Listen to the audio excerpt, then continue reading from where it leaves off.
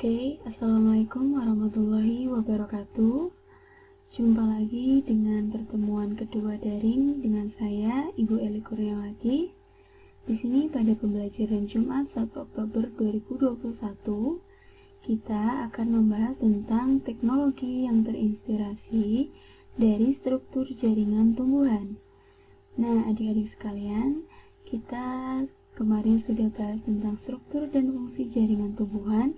Sekarang kita bahas tentang teknologi apa saja yang terinspirasi dari struktur jaringan tumbuhan. Nah, teknologi yang terinspirasi dari struktur dan fungsi jaringan tumbuhan, setelah kita mempelajarinya, kita dapat melihat bahwa beberapa teknologi mengambil prinsip jaringan tumbuhan. Jadi, prinsip yang dimaksud di sini adalah cara kerja dari teknologi tersebut. Kemudian selain cara kerja, kita juga bisa tahu bahwa bentuk-bentuknya itu mirip dengan struktur dan fungsi jaringan pada tumbuhan. Nah, yang pertama ada panel surya. Kalian tahu apa itu panel surya? Panel surya adalah sekumpulan sel surya yang ditata sedemikian rupa agar aktif dalam menyerap energi dari cahaya matahari. Nah, biasanya ini digunakan untuk menghidupkan listrik. Jadi prinsipnya pada panel surya ini, dia mengubah cahaya matahari atau energi dari cahaya matahari diubah menjadi energi listrik. Nah, cara kerja ini sama dengan prinsip dari tumbuhan, yaitu dia melakukan fotosintesis. Kemarin sudah kita bahas ya tentang fotosintesis, di mana fotosintesis itu adalah pembentukan karbohidrat dan oksigen oleh tumbuhan hijau dengan bantuan cahaya matahari. Nah, prinsip ini sama dengan teknologi panel surya.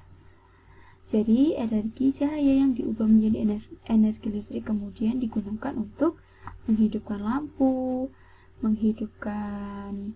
lampu, belajar, kemudian menghidupkan HP, karena HP juga butuh charger ya, dan lain-lain. Nah, untuk selanjutnya kalian juga bisa searching atau googling tentang panel surya.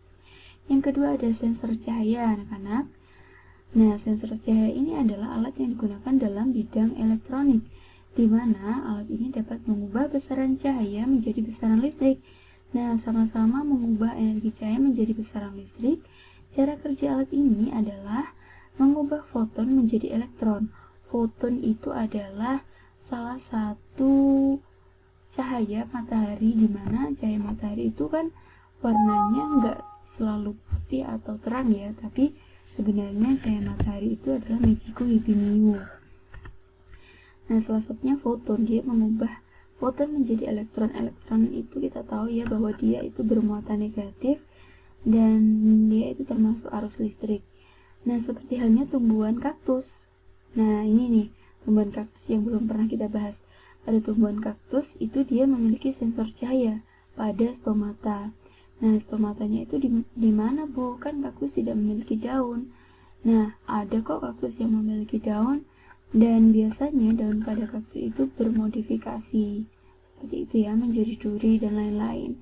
Nah, stomata inilah yang digunakan kaktus untuk menyerap energi cahaya. Seperti itu ya anak-anak.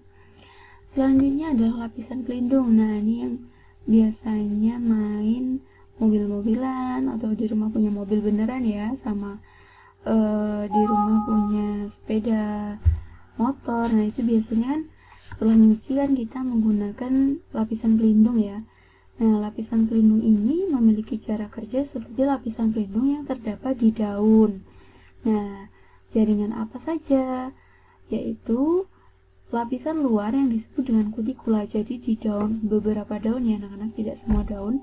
Di beberapa daun itu terdapat kutikula.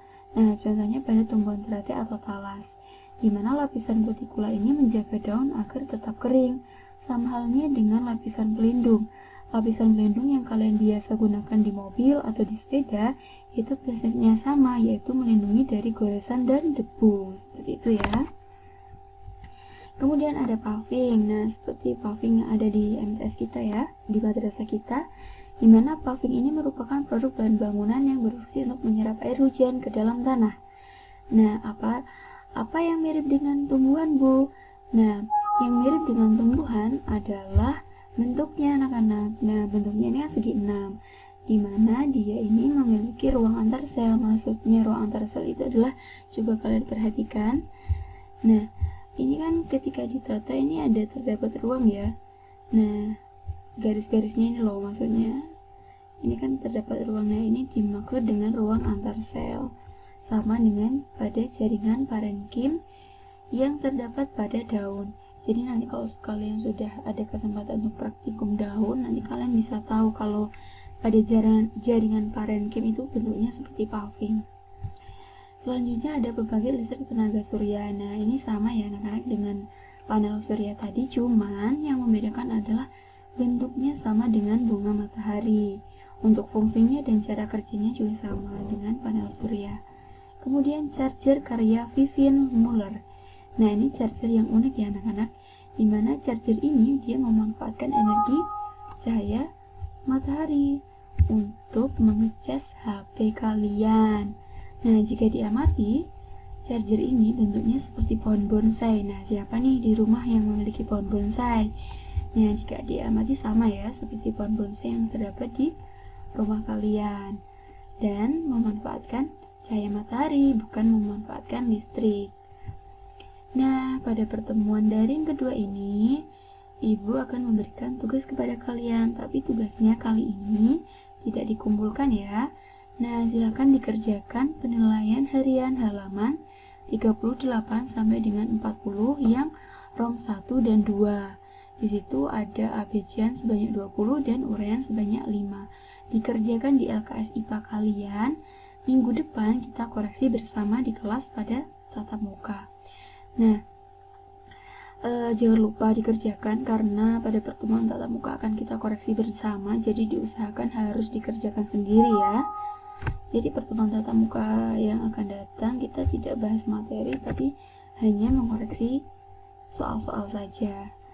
Nah, demikian pembelajaran daring pada Jumat 1 Oktober 2021 ini.